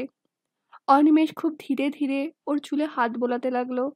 মাধবীলতা মুখ নামিয়ে অনিমেষের বাজুতে গাল রাখলো। নরম এবং উষ্ণ চাপ অনিমেষকে বিহ্বল করে তুলছিল। সে মুখ ফিরিয়ে মাধবীলতার দিকে তাকাতেই দেখল তার দুগাল বেয়ে জলের ধারা নামছে। বিস্মিত অনিমেষ জিজ্ঞাসা করলো, তুমি কাঁদছো? মাথা নেড়ে না বলল মাধবীলতা, কিন্তু চোখের জল মোছারও কোনো চেষ্টা করলো না। অনিমেষ কিছুক্ষণ ওইভাবে নীরবে বসে থেকে ধরা গলায় বলল, লতা, এখনো সময় আছে, তুমি ভেবে দেখো। মাধবীলতার চোখের দৃষ্টি স্থির হয়ে গেল। সে মুখ সামান্য তুলে অনিমেষের দিকে তাকালো। অনিমেষ বলল, তুমি যাই বলো না কেন, আমি তো ক্রমশ অনিশ্চয়তার দিকে এগিয়ে যাচ্ছি। জানি না কোনোদিন আমাদের বিয়ে থা করার সুযোগ আসবে কিনা। কলকাতা শহরে একটি যুবতী মেয়ের পক্ষে কোনো নিশ্চয় প্রতিশ্রুতি ছাড়া অনন্তকাল অপেক্ষা করা সম্ভব নয়। সেটা আমি বুঝবো। মাধবীলতার গলার স্বর শক্ত। না, আমাদের এই সমাজে একটা মেয়ে একলা বিপ্লব করতে পারে না। বললাম তো, সমস্যা আমার। আমি তোমার বিপ্লবের ব্যাপারে যখন কোনো কথা বলছি না, তখন তুমি আমাকে আমারটা ভাবতে দাও। কিন্তু? কিসের কিন্তু? আমার জন্য একটা মেয়ে এভাবে অপেক্ষা করছে, অথচ তাকে এক ফোঁটা সুখ দেওয়ার ক্ষমতা আমার নেই। সুখের তুমি কি জানো? অনিমেষ বলতে যাচ্ছিল কিছু, কিন্তু মাধবীলতা খুব দ্রুত তার মুখে হাত চাপা দিল। কথা বলো না, আমার চেয়ে সুখী পৃথিবীতে কেউ নেই। সুখ তো সারা জীবন ধরে সমুদ্রের মতন দুলতে পারে না, এক বিন্দুতে মুক্তোর মতো স্থির হয়ে থাকে। আমার কাছে এই মুহূর্তটুকুর চেয়ে দামি আর কিচ্ছু নেই। অনিমেষ দু হাতে মাধবীলতাকে জড়িয়ে ধরতেই মাধবীলতা মুখ উঁচু করে তাকে চুম্বন করলো। মুহূর্তেই সব বাঁধ ভেঙে গেল অনিমেষের। এই মেয়ে, যার মুখ হাজার পদ্মের চেয়ে সুন্দর, তার শরীর স্বপ্নের আলোয় উজ্জ্বল, তাকে এমন করে কাছে পেয়ে তার সমস্ত বিবেকের দরজা হাট করে খুলে গেল। প্রচণ্ড ঝড়ে উড়ে যাওয়া পাতার যেমন ব্যক্তিগত ক্ষমতা থাকে না, তেমনভাবে সে টালমাটাল হলো। মাধবীলতার মতন মেয়ে, যে কিনা প্রতিটি কথা ওজন দিয়ে বলে, অনাবশ্যক কৌতূহল দেখায় না, নিজেকে যন্ত্রণা দিয়েও মন খুলে কষ্টের কথা বলে না, সে অনিমেষকে আঁকড়ে ধরল লতার মতন আন্তরিকতায়। যেমন করে প্রথম বৃষ্টিপতনের সময় মাটির সোদা গন্ধ ছড়ায়, যেমন করে রোদ্দুরে পুজোর গন্ধ এলে কাশ গাছ সাদা ফুলে মুড়ে যায়, ঠিক তেমনি করে সে নিজেকে খুলে ধরল। ঝড়ের মতন সে সমস্ত কৃপণতা ছেড়ে অনিমেষকে গ্রহণ করল আকণ্ঠ এবং আশরীর। ঝড় থেমে গেলে চারধার কেমন নিস্তব্ধ হয়ে যায়। ভেঙে যাওয়া প্রকৃতির ছড়ানো ছিটানো চেহারায় এমন একটা রিক্ততা থাকে, যা বেশিক্ষণ সহ্য করা যায় না। মাধবীলতা বালিশে মুখ গুজে শুয়েছিল। অনিমেষ সেদিকে তাকাতে সাহস পাচ্ছিল না। উত্তেজনার মুখে সে বটির হদিস থাকে না, সেটি এখন তাকে আচ্ছন্ন করল। সে উঠে বসতেই মাধবীলতার হাত তাকে আঁকড়ে ধরল। অনিমেষ দেখল মাধবীলতার মুখ এখনো অন্যদিকে ফেরানো, অথচ তার প্রতিটি নড়াচড়া সে টের পাচ্ছে। উঠো না। মাধবীলতার গলার স্বর পাল্টে গেছে। অনিমেষ আবার নিঃশব্দে ওর পাশে শুয়ে পড়ল। এতক্ষণ উন্মাদনায় যেগুলো টের পায়নি, সেগুলো অনুভবে এলো। মাধবীলতার শরীরের গন্ধ, স্পর্শ এবং পাশাপাশি থাকার এক আবেশ তাকে আচ্ছন্ন করল।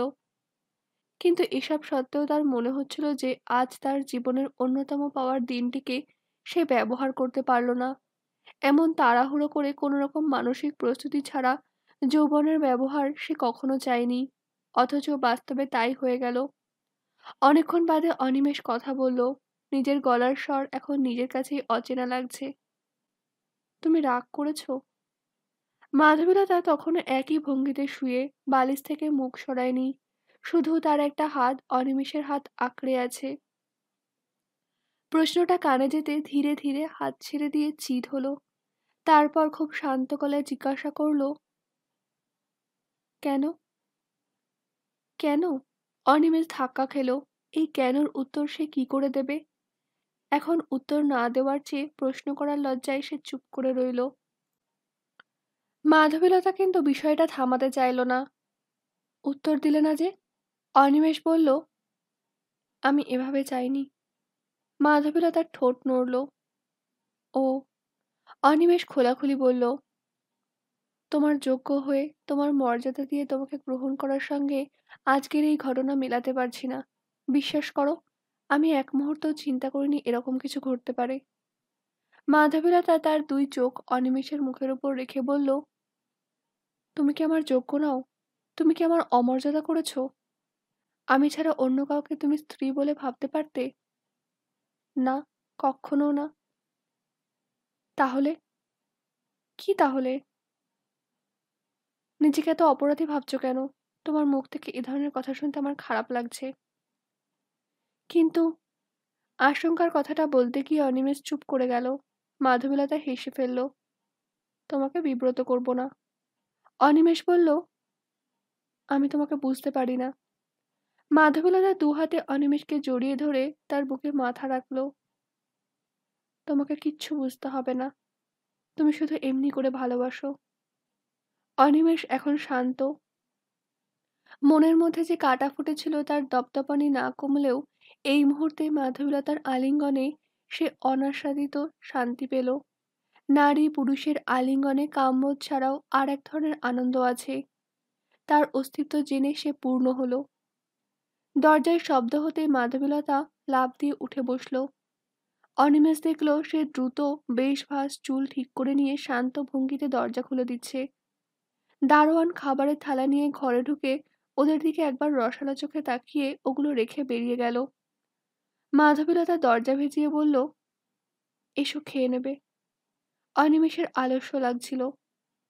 একটু বাদে, উফ, তোমার দেরি হয়ে যাবে, অনেক রাত হয়েছে। কথাটা মনে করিয়ে দিতেই অনিমেষ তড়াক করে খাট থেকে নামলো। নেমে ঘড়ি দেখলো, সত্যি প্রায় সময় শেষ হয়ে গেছে। এখান থেকে গোয়ালপাড়া যেতে হলে কত সময় লাগবে তার জানা নেই। শুনেছে কোঅপারেটিভ অফিসের পাশ দিয়ে যে রাস্তাটা শান্তিনিকেতনের উল্টো দিকে চলে গেছে সেটি দিয়ে মাইলখানেক যেতে হবে। সে দেখলো মাধবীলতা তার সামনে খাবারের থালা দিয়ে চুপচাপ দাঁড়িয়ে আছে। অবাক হয়ে সে জিজ্ঞাসা করলো, তুমি খাবে না? এখন ভালো লাগছে না, পরে খেয়ে নেব। কি আশ্চর্য! নাও, খেয়ে নাও। না গো, তুমি খাও। কি ব্যাপার? বলছি তো পরে খাবো, তুমি আর দেরি করো না। অনিমেষ আর কথা বাড়ালো না। খাওয়া দাওয়া শেষ করে বলল, লোকটাকে বলে যাচ্ছি কাল ভোরে বাসনপত্র নিয়ে যাবে, আর সেই সময় টাকা দিয়ে দেবে। তুমি খেয়ে শুয়ে পড়ো, আমি শিগগিরই ফিরে আসবো। ঠিক আছে। অনিমেষকে এগিয়ে দিতে দরজায় দাঁড়ালো মাধবীলতা। অনিমেষের খুব খারাপ লাগছিল মাধবীলতাকে এভাবে একা ফেলে যেতে। অন্তত একটু আগের ঘটনার পর তার চলে যেতে ইচ্ছে করছিল না, কিন্তু নিজেকে শক্ত করলো সে। দরজা খুলে একবার পিছনে তাকাতেই মাধবীলতা মুখ তুলে হাসল। এসো, আমি তোমার জন্য জেগে থাকবো। সন্ধে পার হয়ে গেছে অনেকক্ষণ। সেটা পেরোলেই শান্তিনিকেতন শীতের কোলে মুখ লুকোয়। আজ মেলার মাঠে সারা রাতের উৎসব, কিন্তু এই শান্তিনিকেতনের পথে অথই ঘুম। এরকম একটা কাণ্ড এই শহরে হচ্ছে তা বোঝা যাবে না এ পথে হাঁটলে। রাস্তায় একটাও মানুষ নেই, আশেপাশে বাড়ির জানলা দরজা বন্ধ। অনিমেষের হাঁটতে খুব ক্লান্তি বোধ হচ্ছিল। পকেটে যা পয়সা আছে তাতে একটা রিক্সা অনায়াসেই করা যেতে পারে, কিন্তু সন্ধেবেলাতেই বোঝা গেছে শীতের রাতে রিকশায় চাপা কি বোকামি হবে। ঠান্ডাটা জোরে জোরে হাঁটলে কমে যায়, কিন্তু জোরে হাঁটার মতন মেজাজি আসছে না আজ। বারবার ঘুরে ফিরে মাধবীলতার মুখ ওর সামনে এসে দাঁড়াচ্ছে। স্ফীত, অধর, মুদিত চোখ, এ অন্য মাধবীলতা। সমস্ত শরীর এখন সেই মাধবীলতার স্পর্শে আচ্ছন্ন। জীবনে এই প্রথমবার একটি নারী শরীরের রহস্যে আচমকা ঢুকে পড়ল। এখন বেরিয়ে এসেও মনে হচ্ছে কিছুই জানা হলো না, কিন্তু প্রথম অভিযানের রহস্যটুকু আর রইল না। শান্তিনিকেতনের রাস্তায় এই নির্জন রাতে হাঁটতে হাঁটতে অনিমেষের মনে হলো আজ একটু আগে কোথায় যেন গিট পড়ল।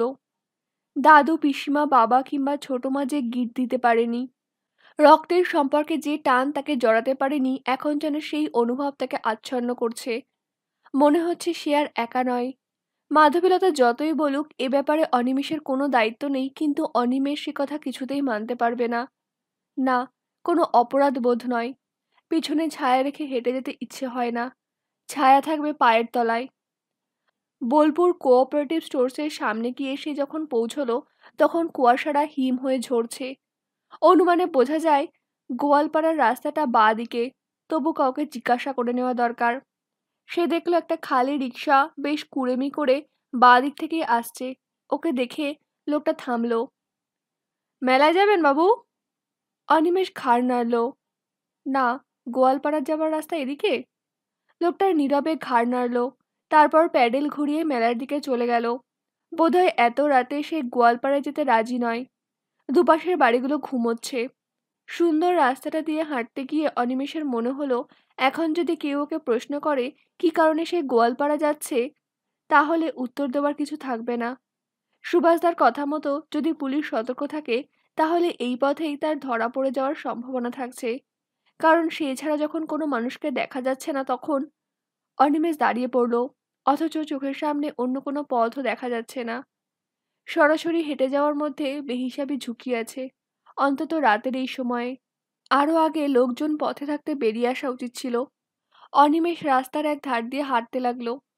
বেশ কিছুটা যাওয়ার পর দুপাশের ঘরবাড়ি কমে এসে খোলা মাঠ দেখা দিল। পিচ ফুরিয়ে গিয়ে কাঁচা মাটির পথ এখন পায়ের তলায়। বাঁদিকের দূরে কালো জঙ্গলের রেখা, একটা সাঁকো মতন পেরিয়ে অনিমেষ থমকে দাঁড়ালো। এবার পথটা দুভাগ হয়ে গেছে। একটা গেছে সোজা, অন্যটা ডান দিকে নালার পাশ ধরে এঁকে বেঁকে ওপরে উঠে গেছে। তাল গাছের মতো লম্বা লম্বা লম্বা একাহারা গাছ ঝাপসা আকাশের পটভূমিকায় চোখে পড়ছে। এতক্ষণ আকাশে এক ধরনের ঘোলাটে আলো ছিল, কিন্তু এখন কুয়াশাটা যত ঘন হচ্ছে তত সেটা হারিয়ে যাচ্ছে, এবং এই ফাঁকা আকাশের নিচে দাঁড়িয়ে হঠাৎ সমস্ত শরীর ঠকঠক করে কাঁপতে লাগলো অনিমেষের। নিজের দাঁতের ওপর কর্তৃত্ব হারিয়ে গেল হঠাৎ। দুটো পথের কোনটি গোয়ালপাড়ায় গেছে, নিজের ওপর খুব রাগ হচ্ছিল। বিকেলে স্থানীয় বাসিন্দাদের কাছে এ ব্যাপারে খোঁজখবর নিয়ে রাখা উচিত ছিল। চারপাশে ফাঁকা, শীতের কামড় খুব। অনিমেষ একটা গলা শুনতে পেল, কেউ গান গাইতে গাইতে আসছে, চমৎকার গলায় শ্যামাসঙ্গীত গাইছে কেউ। অনিমেষ নিজেকে আড়াল করার কোনো উপায় না দেখে চুপচাপ দাঁড়িয়ে রইল। একটু বাদেই লোকটা সামনে এসে ওকে দেখে গান থামালো, তারপর জিজ্ঞাসা করলো, মানুষ মনে হচ্ছে? অনিমেষ ওকে দেখে আশ্বস্ত হলো। লোকটি ওর মাথা থেকে পা পর্যন্ত বারংবার দেখে সে হেসে বলল, গোয়ালপাড়া কোন দিকে? উদ্দেশ্যটা কি? অনিমেষ বুঝলো লোকটি মাতাল, পুলিশের চরও হতে পারে, কিন্তু এখন তো কিছু করার উপায় নেই। তবু রহস্য করে সে বলল, দুটো রাস্তা তো, কোনটা কোন দিকে তাই জানতে চাইছি। সঙ্গে সঙ্গে মাথা নেড়ে উঠল লোকটা। উফ বাবা, ফাঁকি দিয়ে পথ জেনে নেওয়া হচ্ছে? ঠিক রাস্তা জানতে পারে না বলে তো মানুষ মরে। মেলা থেকে? অনিমেষ ঘাড় নাড়ল। খবর কে দিল? কিসের খবর? জ্ঞান দেখি টনটনে, মচকায় কিন্তু ভাঙে না। আরে, বাবা মায়েদের কাছে পোয়াতিদের লজ্জা করার কিছু নেই, চলুন আমিও যাচ্ছি। গোয়ালপাড়ায়? আবার কথা, কিন্তু রাত হলো কত? বেশি মাল না নিলে তো আর সুরির ছেলে দোকান খুলবে না। 10টায় বন্ধ করে। আজ মেলা বলে যদি। তা আপনি নতুন লোক, আপনাকে দেখিয়ে মন ভাজানো যাবে।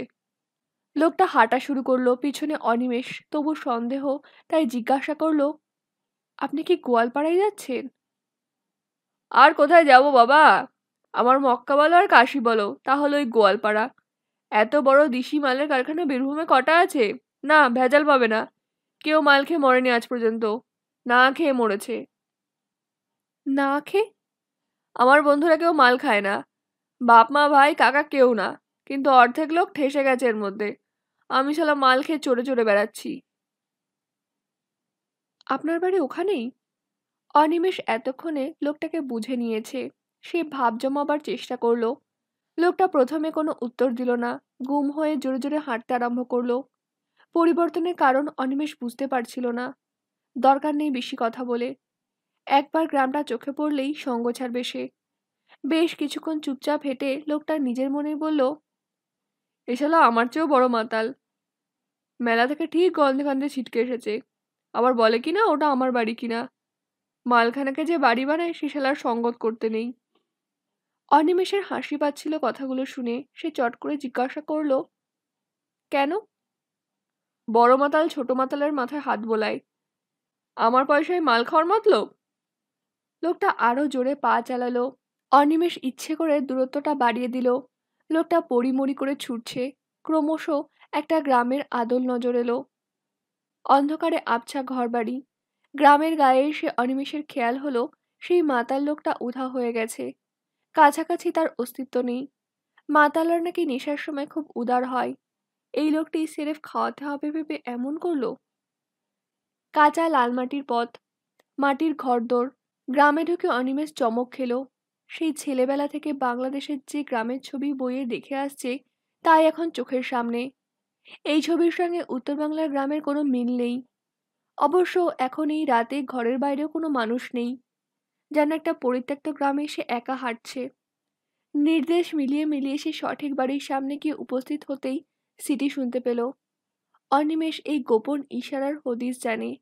এ সময় যা করা উচিত ছিল তাই করল সে। ভোররাতে সভা ভাঙল। নির্বাচন সামনে, সেটা বয়কট করার জন্য সামগ্রিক প্রচার করতে হবে।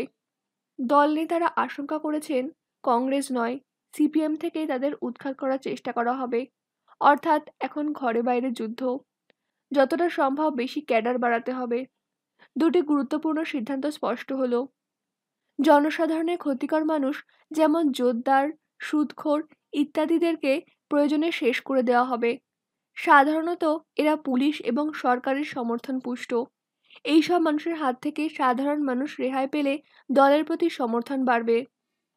সারা দেশ জুড়ে অস্থিরতা সৃষ্টি করলে খুব স্বাভাবিকভাবেই শাসন ব্যবস্থার ঠুকনো কাঠামোটা ভেঙে পড়বে এবং বিপ্লবের প্রসন্ন সময় উপস্থিত হবে। দ্বিতীয় সিদ্ধান্ত, কতগুলো পুরনো বস্তাপচা সেন্টিমেন্ট যা কিনা বুর্জোয়া মানসিকতা প্রসূত, সেগুলো সম্পর্কে জনসাধারণকে মোহমুক্ত করতে হবে। রেনেসাঁ কাল থেকে বলা হয় সেই সময় এবং তারপর থেকে যাদের মহান বলে চিহ্নিত করা হয়েছে, দেশের নানা জায়গা ঘটা করে মূর্তি স্থাপন করা হয়েছে, তাদের অধিকাংশই সেই সম্মানের যোগ্য ছিলেন না।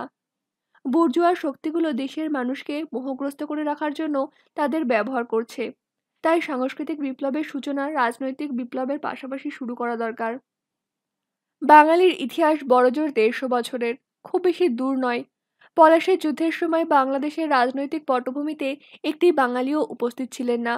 এমনকি সিপাহী যুদ্ধের সময় সারা দেশ যখন আলোড়িত, তখন কোনো বাঙালির নাম শোনা যায়নি। প্রথম বাঙালি যিনি আমাদের সামনে নিজের কর্তৃত্বে উঠে এসেছেন, তিনি কি রামমোহন রায়? ইতিহাস প্রতাপাদিত্যের কথা বলে, কিন্তু ভদ্রলোক একজন লেঠেল সর্দার ছাড়া অন্য কিছু ছিলেন না এবং তার বাঙালিত্ব নিয়েও সন্দেহ আছে। এদেশের রাজারা কুচবিহার বা বর্ধমান, এরা কেউ বাঙালি নন। কৃষ্ণচন্দ্র রায় একজন বড় জমিদার ছাড়া কিছু নন। অর্থাৎ ১৫০ বছর আগে আমাদের চতুর্থ পূর্বপুরুষ মাথায় গামছা পেতে হয় চাষ করতেন কিংবা সেই চাষ তদারক করতেন। আমাদের যা কিছু বলবলা শুরু হয়েছে রবীন্দ্রনাথ থেকে, অর্থাৎ বাঙালির কোনো ধারাবাহিক ইতিহাস নেই। ১০০-১৫০ বছরের হঠাৎ উঠতি জাতির ফুটুনি তাই চোখে পড়ার মতো। সের্ফ একদল নিরক্ষর চাষি, জেলে কিংবা কুচুটে ব্রাহ্মণ এতকাল নিজেদের মধ্যে খেয়োখেয়ি করছিল। ইংরেজ আসার পর অব্রাহ্মণেরা তাদের চাটুকারিতা করার জন্য ইংরেজি শিখে নিলেন চটপট। এই বিদ্যা চাকরি পেতে সুবিধা দিল। ব্রাহ্মণেরা নিজেদের গোলামিতে কিছুদিন ইংরেজ থেকে দূরে সরে থাকার পর দেখল এতকাল যাদের তারা ধর্মের ভয় দেখিয়ে দাবিয়ে রেখেছিল, তারা অবস্থাপন্ন হয়ে যাচ্ছে চটপট ইংরেজি শিখে। শেষ পর্যন্ত তারাও লাইন ধরল। ফলে এতকালের মরে থাকা একটি জাত রাতারাতি চাকর হয়ে গেল। তা এইরকম একটা জাত থেকে যখন দেশবন্ধু চিত্তরঞ্জন কিংবা বিদ্যাসাগর উঠে আসেন, তখন তাদের অস্বীকার করা কি যায়? হয়তো মাত্র ১৫০ বছর আমরা মানুষ হয়েছি, কিন্তু এই সময়ের মধ্যে শিল্প ও সংস্কৃতিতে আমরা অনেকের সঙ্গে পাল্লা দেওয়ার মতন উপযুক্ত হতে পেরেছি। এখন প্রশ্ন, যে শিল্প ও সংস্কৃতির কথা এতকাল আমরা জানি, তার সম্যক চেহারাটা সাধারণ মানুষের কতটা উপকারে লাগছে? অনিমেষ এ ব্যাপারে একমত যে বড় মানুষদের তৈরি এই সংস্কৃতির সঙ্গে বাংলাদেশের সাধারণ মানুষের কোনো যোগ নেই। একাডেমিতে যেসব কৃষি বিপ্লবের নাটক হয়, তা যদি গ্রামে দেখানো হয়, সত্যিকারের কৃষকেরা ক্যারিকেচার দেখছে বলে হেসে গড়িয়ে পড়বে। তাই এই ব্যবস্থার পরিবর্তন দরকার। হয়তো তার মন সবকিছুতেই সায় দিচ্ছে না, কিন্তু বৃহৎ কিছু ফলাফলের জন্য সামান্য ভুলগুলো সম্পর্কে অন্ধ হয়ে থাকা ভালো। ইতিহাস একটু অন্যরকম করে লেখা দরকার। ইংরেজরা আমাদের মানুষ করেছে, এটা সূর্যের মতন সত্য। ওরা আসার পর আমরা জীবন ধারণ ও যৌন কাজের বাইরে অন্য কিছু জগতের কথা ভাবতে শিখলাম, কিন্তু তার বদলে গোলামিটাও রক্তে ঢুকে গেল। প্রিন্স দ্বারকানাথ পাল্লা দিয়েছেন ওদের সঙ্গে, জয়েন্ট স্টক কোম্পানি খুলেছেন, ব্যাংক স্থাপন করেছেন ইংরেজদের কাছে জেনে, এবং মদ খেয়েছেন ও মেম সাহেবের কাছে প্রণয় জেনেছেন। ফলত তিনি প্রিন্স। বিদ্যাসাগর কিংবা রামমোহন যতই বাঙালিয়ানা চাপাই না কেন, তাদের চরিত্রে ইংরেজি শিক্ষা মেরুদণ্ডের মতন কাজ করেছে। ফলে ইংরেজরা চলে যাওয়ার পর আমরা পিতৃমাতৃহীন হয়ে গেলাম। ভারতবর্ষের মানচিত্রে কোনো স্থান রইল না বাঙালির। ওদিকে ঊষর মরুভূমির মানুষ, রাজস্থানী কিংবা পার্সি সিন্ধিরা ইংরেজের চাকর না হয়ে তাদের মন জুজিয়ে ব্যবসা শুরু করেছিল। ইংরেজ চলে যাওয়ার পর দেশটা তাই ওদের হাতে দিয়েই চলে গেল। রবীন্দ্রনাথ যদি এদেশে না জন্মাতেন, তাহলে আমাদের অস্তিত্ব বিপন্ন হতো। এই মানুষটি নিজে বীজ সৃষ্টি করে তা থেকে বিরাট মহিরুহও দাঁড় করিয়ে গেলেন একা। অবশ্যই বিবেকানন্দের নাম তার পাশে উচ্চারণ করা যায়, এবং এই দুজন ব্যতি রেখে বাকিটা সব অন্ধকার। শ্রীহট্টের মানুষ চৈতন্যদেব যে ধর্মবিশ্বাসে বাঙালিকে উদ্বেলিত করেছিলেন, তার ব্যবহারিক মূল্য কতটুকু? নদিয়া থেকে উড়িষ্যায় চলে যেতে হয়েছিল সম্পূর্ণ ব্যক্তিগত উন্মাদনায়। তাহলে তবে ওই ঈশ্বরমুখী মানুষটিকে নবজীবনের প্রতীক বলে ঐতিহাসিকরা আমাদের আফিম খাইয়ে যাচ্ছেন। অনিমেষ সভার শেষে সরাসরি কিছু নির্দেশ জেনে নিল। এখন আর কোনো কুণ্ঠার সময় নয়। খুব শিগগিরই একটা স্কোয়াড যাচ্ছে প্রতিবেশী রাষ্ট্রে গেরিলা ট্রেনিংয়ের জন্য। কিছু কিছু অস্ত্র যাতে ঠিক সময়ে পৌঁছে যায় তার আয়োজন হচ্ছে।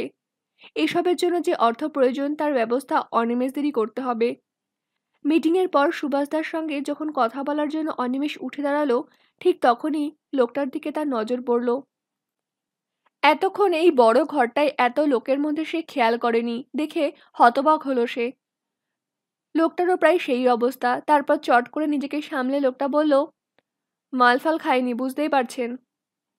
আমিও সেটার সন্ধানে এখানে আসিনি, তাও দেখছেন। আরে বাপ, আপনি তো মশাই আমাকে দেখে খুব ঘাবড়ে গিয়েছিলেন। রাস্তার মোড়ে দাঁড়িয়ে থাকতে দেখে ভাবলাম এ শালা নিশ্চয়ই খোঁচর। কি করে কাটানো যায় তাই ছিল আমার ধান্দা। অনিমেষ হাসলো। আপনি না এলে আমার এখানে আসতে একটু অসুবিধে হতো। খুব চমকে দিয়েছেন কিন্তু। এই সময় সুভাষদা ওদের কাছে এলো। অনিমেষ, তুমি কি আজই ফিরে যাচ্ছ? তাই তো ইচ্ছে আছে। হ্যাঁ, তোমার কলকাতায় না যাওয়াই ভালো। কিভাবে ফিরবে ঠিক করেছো? দুপুরে ট্রেন ধরবো। এই সময় লোকটা বলল, যাবেন কোন দিকে? সুভাষদা বলল, আপনিও তো নর্থ বেঙ্গলে যাবেন, একসঙ্গে যেতে পারেন আপনারা। অনিমেষ জিজ্ঞাসা করল, আপনি নর্থ বেঙ্গলে কোথায় যাবেন? রায়গঞ্জ। আপনি? শিলিগুড়ি। বাহ, গুড। লোকটা হাসল। কিন্তু ট্রেনে না যাওয়াই ভালো। তাহলে কিসে ফিরবেন? সে ব্যবস্থা করেছি। বোলপুর একটা লরি এসেছে কুচবিহার থেকে, সেটা আজ সকালেই ফিরবে। ওটাতেই এলাম, ওটাতেই যাব। আপনাদের সঙ্গে গেলে জায়গা হবে? সারা ভারতবর্ষ সঙ্গে নিয়ে যেতে চাইছি, আর আপনি তো মশাই মোটে 50 কেজির লোক হবেন। লোকটা অনিমেষের সঙ্গে হাত মেলালো। এখন বাইরে প্রচণ্ড কুয়াশা, চারধার সাদা হয়ে গেছে। মাথার ওপর আকাশটা তাই ঘোলাটে, এমনকি শুকতারা পর্যন্ত দেখা যাচ্ছে না। ওরা ছোট ছোট দলে বিভিন্ন দিকে ছড়িয়ে পড়ল। সুভাষ, অনিমেষ এবং সদ্য পরিচিত মানুষটি চুপচাপ গ্রামের বাকি পথটুকু পার হয়ে একটা ছোট্ট নদীর কাছে এলো। এটা ওরা যেদিক দিয়ে গ্রামে ঢুকেছিল তার বিপরীত দিক। এই গ্রামে শীতকাল বলেই হয়তো কোনো কুকুর এই ভোর রাতে ডাকছে না, কোনো মানুষ পথে হাঁটছে না। লোকটা বলল, আমি কিন্তু গুল মারিনি, এখানকার দিশি মদের দোকান খুব বিখ্যাত। আপনি জানলেন কি করে? অনিমেষ জিজ্ঞাসা করলো। জেনে নিয়েছি। এই যে নদী, এটা ডিঙিয়ে আলপথ দিয়ে একটু গেলেই যে গ্রামটা পড়বে তার নাম তালতোড়। ওটা ছাড়িয়ে আর একটু হাঁটলেই কোপাই। লোকটার পেছন পেছন নদী পার হলো ওরা। প্রচণ্ড ঠান্ডা জল। আপনি যখন সব জানেন তখন গাইড হয়ে আগে আগে হাঁটুন, আমরা পেছনে পেছনে আসছি। লোকটা মাথা নাড়ল। তা কেন, একসঙ্গে পা ফেলে আসুন। সুভাষ বিরক্ত হলো। দূর মশাই, এতদিন পর এর সঙ্গে দেখা হলো, দুটো ব্যক্তিগত কথাও থাকতে পারে, বুঝছেন না কেন? লোকটা বলল, তা তো বটে। বলে একটু এগিয়ে হাঁটা শুরু করলো। অনিমেষ অনেক দূরে গ্রাম দেখতে পাচ্ছিল। এদিকটায় শুধু মাঠ আর মাঝে মাঝে ঝোপঝাড়। শীতের সময় বলে বোধহয় এখনো অন্ধকার হালকা হয়নি। সুভাষ কিন্তু অনিমেষের সঙ্গে কথা বলছিল না। ব্যাপারটা বুঝতে না পেরে অনিমেষ বলল, সেই প্যাকেটটা নিতে আমার সঙ্গে যেতে হবে তো? সুভাষ মাথা নাড়ল। না, ওটা ফিরে দিতে হবে না। কি আছে ওতে? অনিমেষ বুঝতে পারছিল না। রিভলভার। বলে সুভাষ কাঁধের ঝুড়ি থেকে একটা ছোট্ট অস্ত্র বের করে অনিমেষকে দেখালো। ঠিক এই রকম। তারপরেই অনিমেষকে একদম পাথর করে দিয়ে সামনে গুলি ছুড়ল। অনিমেষ দেখল চলতে চলতে সেই মুহূর্তে লোকটা ওদের দিকে মুখ ঘুরিয়েছিল এবং গুলিটা সরাসরি তার বুকে বিদ্ধ হতেই সে যেন কিছুটা শূন্যে উঠে গিয়ে মাটিতে গড়িয়ে পড়ল। সঙ্গে সঙ্গে ওর শরীরের কাছে ছুটে গেল সুভাষ। লোকটার ডান পকেটে একটা ছোট্ট অস্ত্র ছাড়া কিছু পাওয়া গেল না। তখনও গুলির শব্দ সেই নির্জন রাতের ফাঁকা মাঠে গড়িয়ে গড়িয়ে আকাশের দিকে যেন এগিয়েই যাচ্ছে। অনিমেষ নিজের চোখে বিশ্বাস করতে পারছিল না। সে ধাতস্থ হওয়ার আগেই সুভাষ উঠে দাঁড়িয়ে বলল, দৌড়ে চলো। ঠিক খেয়াল নেই কতটা পথ কিভাবে ওরা পেরিয়ে এসেছে। শান্তিনিকেতনে ঢোকার মুখে সুভাষ পা থামালো। অনিমেষের চোখের সামনে তখনও যেন সেই শরীরটা মাটিতে পড়ে ছটফট করছে এভাবে আচমকা হত্যা করার কোনো কারণ সে খুঁজে পাচ্ছিল না। লোকটি তাদের দলের না হলে এই গোপন মিটিংয়ে প্রবেশ করার সুযোগ পেল কি করে? তাহলে? সুভাষ বলল, ভোর হয়ে আসছে, তুমি ফিরে যাও। অনিমেষ সরাসরি প্রশ্ন করল, লোকটা কি অন্যায় করেছিল? সুভাষ বলল, কথা বলার বেশি সময় নেই, ও পুলিশের চর, আমাদের সঙ্গে কাজ করার ভান করে এসেছে। আমি জানি ও ট্রেনেই এসেছে, ট্রেনেই যাবে। লরির ব্যাপারটা স্রেফ বানানো, তোমাকে কিংবা আমাকে আজ শ্রীঘরে ঢুকতে হতো। অনিমেষ বলল, আমি ভাবতে পারছি না। সুভাষ বলল, চোখ কান খোলা রাখো অনিমেষ, যখনই বুঝবে কেউ পথের বাধা হচ্ছে তখনই তাকে সরিয়ে দেবে। সেন্টিমেন্ট মানুষকে সবসময় দাম দিতে বাধ্য করে। লোকটার সম্পর্কে আজ বিকেলেই আমরা সিদ্ধান্ত নিয়েছিলাম। যা হোক, আমি এখান থেকে চলে যাচ্ছি, তুমি পুল পেরিয়ে ডান দিকের রাস্তাটা ধরো। কিন্তু প্যাকেটটা?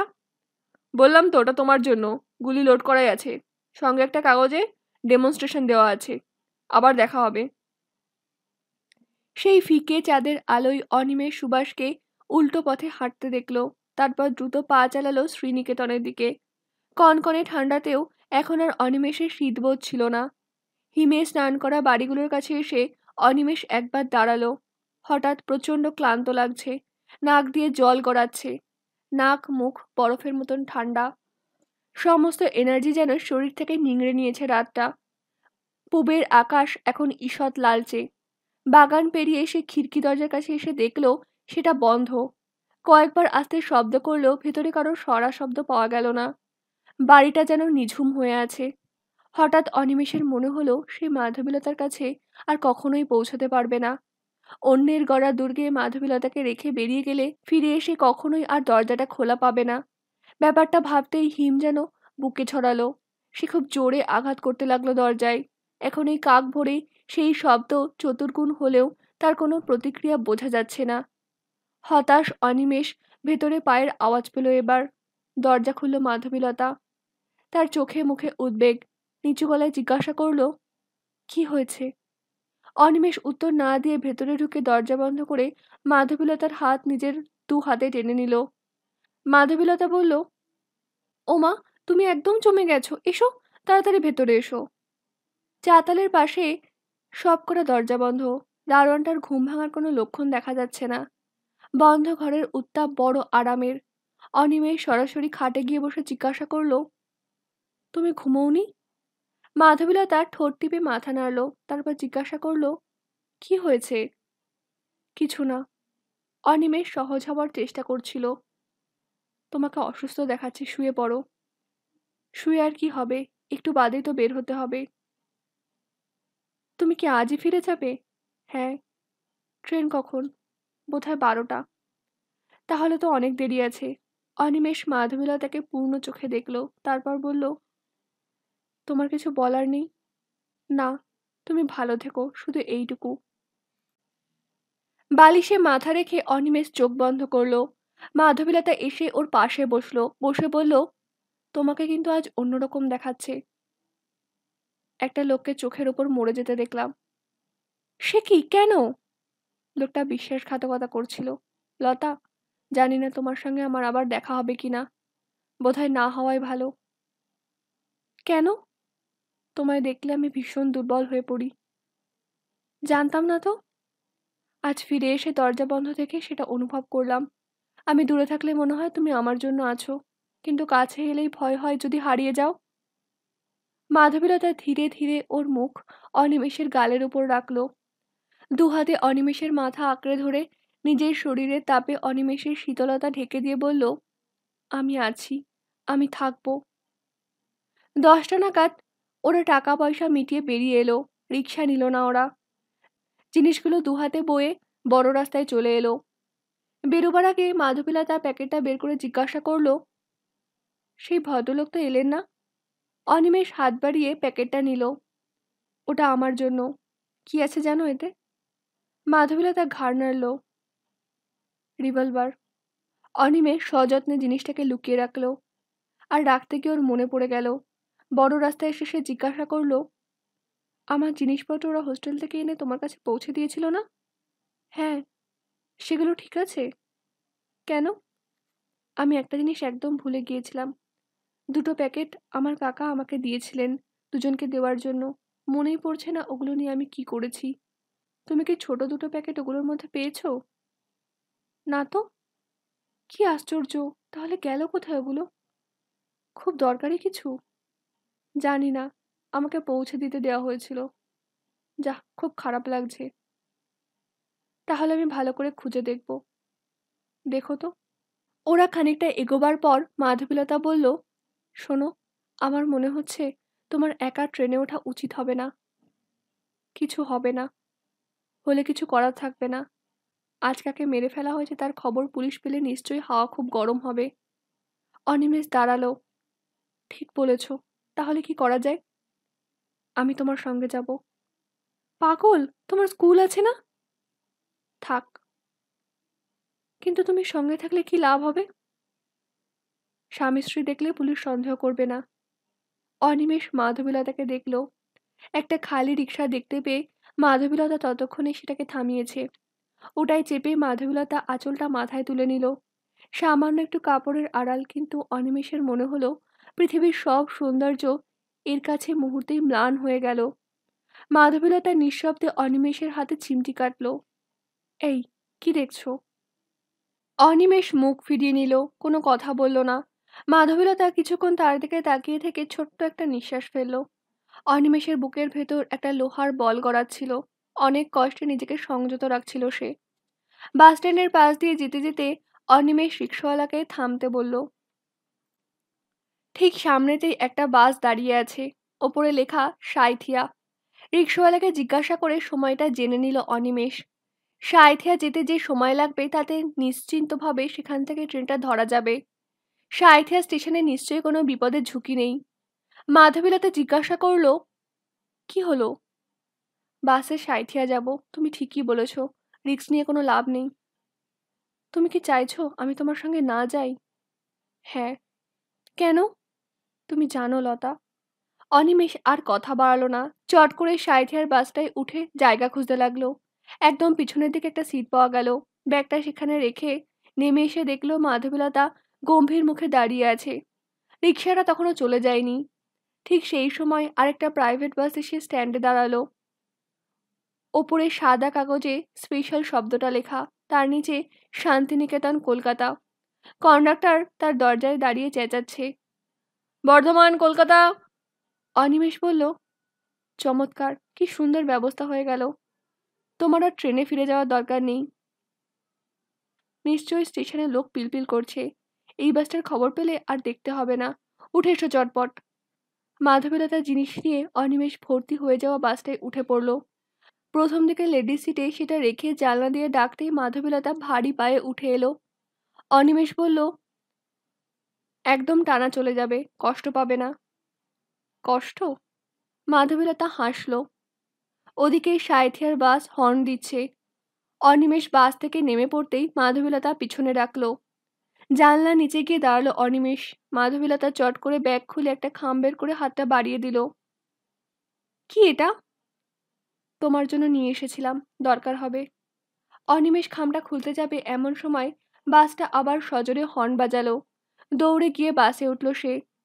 ততক্ষণে প্রায় ভর্তি হয়ে গেছে। লোকেরা এখন দাঁড়িয়ে আছে মাঝখানে। ভিড় সাঁতরে কোনো রকমে নিজের সিটে গিয়ে বসতেই সে মাধবীলতাকে দেখতে পেল। কলকাতার বাসের জানলায় ওর মুখ। মাধবীলতা হাসবার চেষ্টা করছে। কবে দেখা হবে বললে না? লিখবো, চেঁচিয়ে বলল অনিমেষ।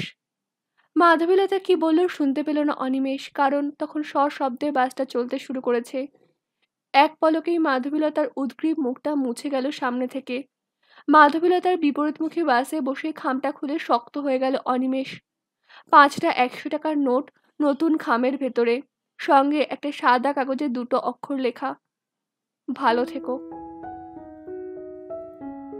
আমার এই অডিও বুকটি এতক্ষণ ধরে শোনার জন্য থ্যাংক ইউ সো মাচ। আমার এই অডিও বুকটি যদি তোমাদের ভালো লেগে থাকে তাহলে প্লিজ একটা লাইক করে দিও।